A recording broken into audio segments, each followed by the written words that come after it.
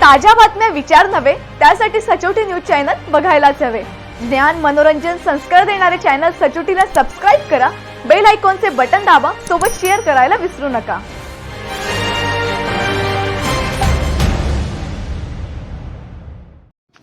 Shalarth ID घोटाळ्यात हजारो बनावट कागदपत्रे तपासात निष्पन्न झाल्याने पोलिसांनी फोरेन्सिक विभागाची मदत घेतली आहे। रामचंद्र जाधव, नितीन उपासनी, नितीन बच्चाव, बीबी चौहान, तुकाराम सुपे यांनी हा महाघोटाळा 2012 ते 2025 दरम्यान केला। यात पुणे आयुक्त मंत्रालय यांनीही या महाघोटाळ्यात साथ दिली, त्यामुळे शासनाला हजारो कोटींचा चुना लागलाय।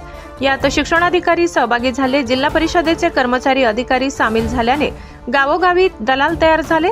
दलालांची यादीही खूप मोठी आहे। या दलालांनी बनावट कागदपत्रे करून नापास विद्यार्थी शिक्षक करण्यात आले।